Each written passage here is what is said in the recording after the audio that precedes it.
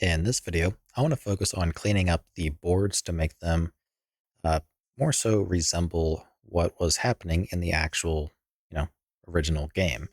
So by that, I mean, instead of them just, falling and then being repaired. So let's say the fall right here, they just interpolate back to the starting position. I want them to interpolate and rotate to this position somewhere out here. And then once that's complete, we then interpolate the location up into the wall. So that's the goal. Now to begin, let's go ahead and I'm just going to delete the zombies because we don't need them. Go to the BP barricade and just plug back up the begin play just like we had before. Then what I want to do is I'm just going to remove the log as well and change the time to something like 0. 0.1. So that way the boards break really fast. So now when we hit play, you can see all the boards have fallen, so we can go through and repair. All right, so to begin, we basically need to have that point out in space. So if we head to our header, let's go to our properties here. We have a zombie enter barricade position. We basically want the same thing, but it's going to be a F vector, and this is going to be the, let's do barricade board, or let's do repair rotation position, I think is a good one. And this will be a F vector 0 vector. So that's good there. So let's copy this. And in begin play, because we're going to be working in local space, we need to convert this to world space. So just like we did above, you Kismet Math Library, transform location using the actor's transform, and the position we are transforming from local to world space is the repair rotation position. And that's it. So that'll allow us to have, some position out in here. So now we just have to visualize it so we can duplicate this draw sphere, replace it with our, what was it? Board, or no, it was repair, rotation position, and let's make it a color of yellow. And that's all. So that way we can actually, visualize it and all of that. And let's see. So moving on, here's our logic for just repairing. So the idea here is we're going to have two stages. So stage one, the board's on the ground, and we're going to interpolate our location and rotation to this position out here. Once that is done, we have completed stage one. Then we want to interpolate back to the wall, so onto the barricade. That's going to be essentially stage two, but we don't really need to keep track of stage two because if we hit stage two, we're finished. So in our board, let's go to our struct. Let's have a boolean. So bool b. Let's do a finished repair stage one and set it to false.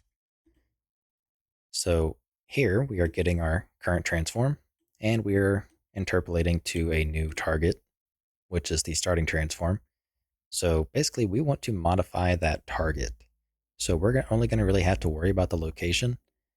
And that's going to be basically a mixture of the board repair location that we specify here, as well as the starting transform. So we're going to kind of take bits and pieces of both to make a custom target. So in our case, after our current transform, if board dot be finished repairing stage one, we want to do something. Otherwise, we want to do something else. So while we're at it, let's do a F vector target location. So by default, we could more or less set it, I guess you could say. So we could set it to the starting translation, and that way we only have one if. That's actually not a bad idea. So let's copy this here, copy and paste. So we set it to equals and remove our else. So basically, if we have not finished repairing stage one, we're going to override our target location to be that hybrid that I mentioned. So target location equals F vector, and it's going to contain the repair rotation position dot x Then it's going to contain our target location dot y and dot z. So actually, now that I'm thinking about it, we can just set target location dot I think it's y to equal the repair rotation position dot y. You'll see y in a little bit once we actually get to it, but basically we have, or maybe it's the x. Yeah, let's try the x because I think the x is forward and back. Let's go to relative. Yeah, I guess it's the x. So basically, we're going to be only worrying about the position out here. And we want to use the starting positions Z and the Y. So left and right, up and down. That way, there's no weird movements or anything like that. And it looks kind of consistent. So once we finish interpolating stage one, we can just snap the board. Well, not snap it, but interpolate it right back straight into the barricade. So for the vinterp constant 2, let's change the target to our target location. So once we've done that, we need to check and see, okay, have we reached our target, transform? So we need to make a transform to indicate that we've reached it. So f transform, or let's do a const f transform. Let's do a target transform. And this one's going to equal the not new rotation, the board dot starting transform dot get rotation for the rotator, and for the location, we're just going to use the target location. So now what we're checking to see if we have it, it equals, we're going to use the target transform. And that's going to allow us to go from stage to stage. So if this is equal, that means we have finished a stage. So what we can do is if board dot be finished repair stage 1, then we know, if this is false, then we can set the board dot be finished repair stage 1 to true.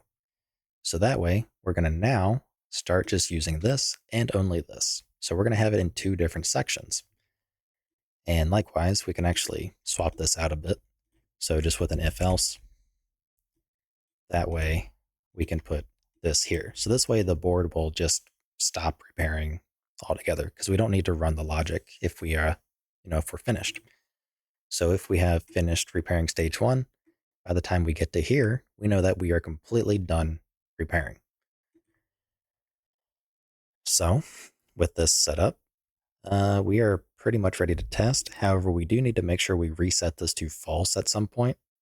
So let's go ahead and do that. So let's go to our board broken.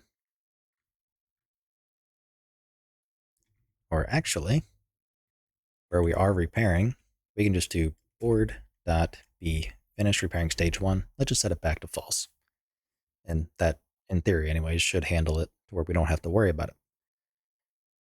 The only chance would be if it never finished repairing, this might potentially be true still with this line never being hit. So actually, yeah.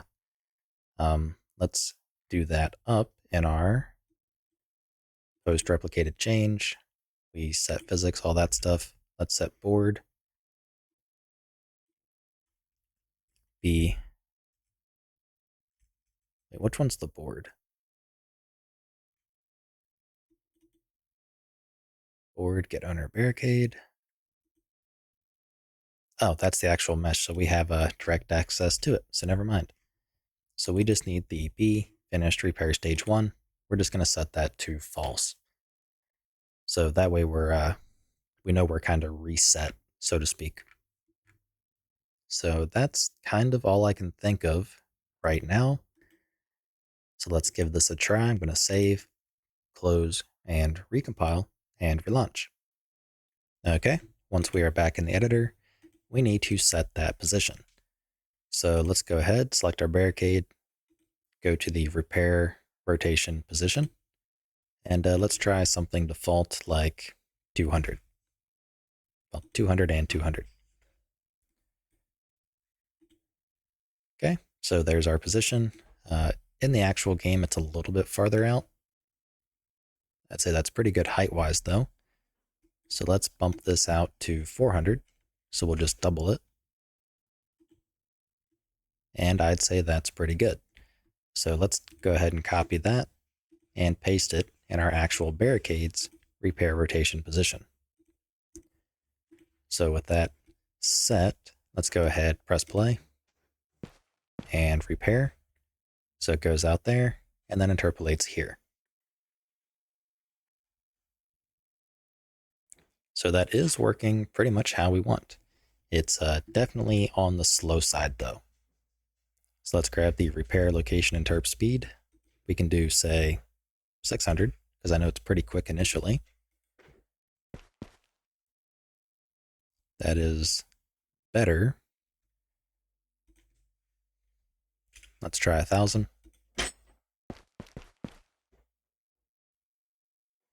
And personally, I kind of like that a little bit better. And let's also bump up the rotation to 6. Trying to get a good view.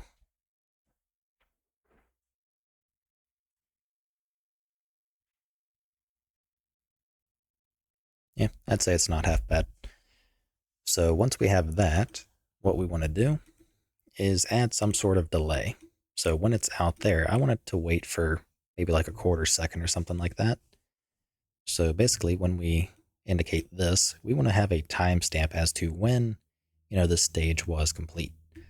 So let's go to our B finished repair stage 1. Let's add a float. We can call it V finished repair stage 1 timestamp. Set it to 0 by default.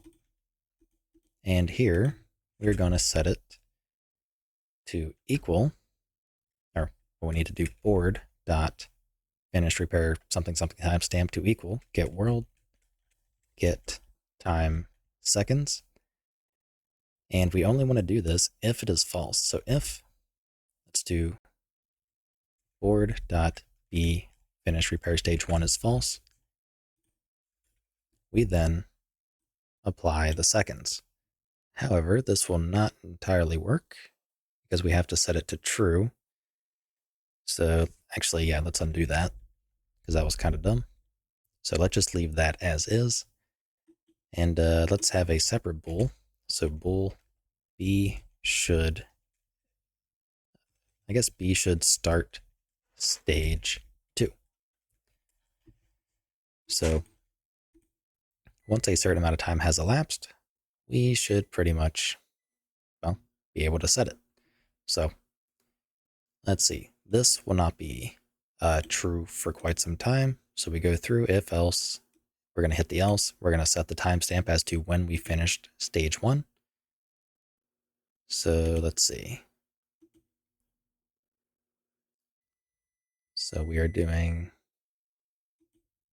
I'm trying to think as to how exactly I want to handle this. Yeah, let me think for a bit.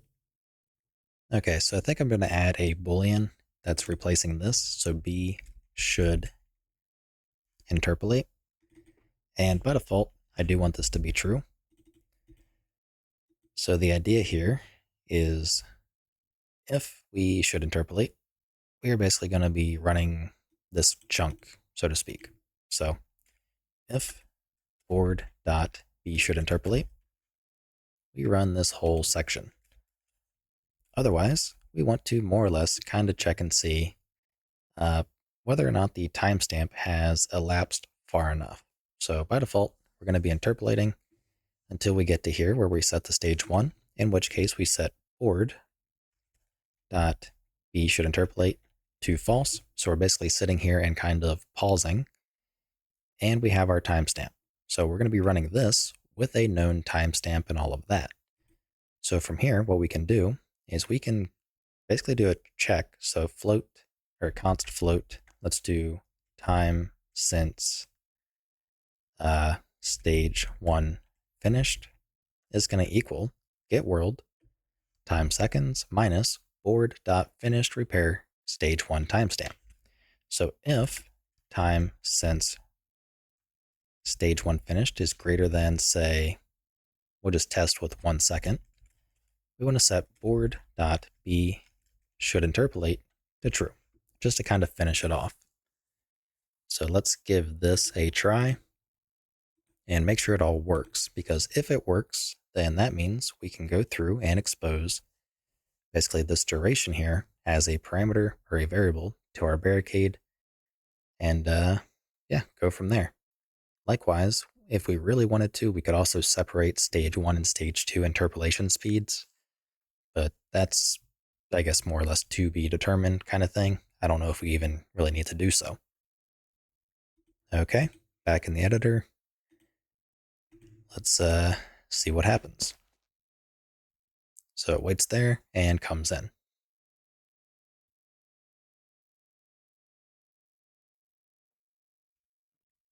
So yeah, that works pretty well. So now we just want to expose this float here. So let's head to our header, go down to our properties. We have our repair rotation position. Let's add a float. Let's do repair position hold duration and set it to something like 1/4 of a second. And we can also start to separate these out. So this will be break for the break settings, and then we could have repair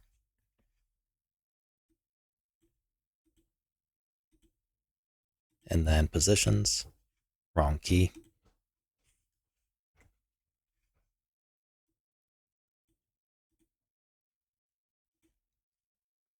and yeah, I guess this will be dang nabbit, another repair. So let's move this repair up to the bottom there. So now let's copy our repair position hold duration and replace our 1 second hold with it. And then in theory, we should be good to go. So let's close down the editor, recompile, relaunch, and make sure everything works how we want in conjunction with replication. Okay, once we're back in the editor, let's give this a try. So it's not too bad. I think the rotation could likely be maybe a little bit faster, but it's just one of those tweaking things. Anyhow, that is going to be all for this video. Real quick before I do forget, which I actually just kind of did, let's make sure it works on the client, which it should. So we start repairing, and there we go. So obviously we could definitely use some audio effects, such as when the board reaches over here, we can trigger the ka-ching, I believe it is, and then the board slamming into the barricade. That could be the other effect. But yeah, so that is going to be all for this video, and I will see you in the next one. If you like what I'm doing and you want to help support me, you can find a link to my Patreon in the description below, where you can also get early access to this entire series.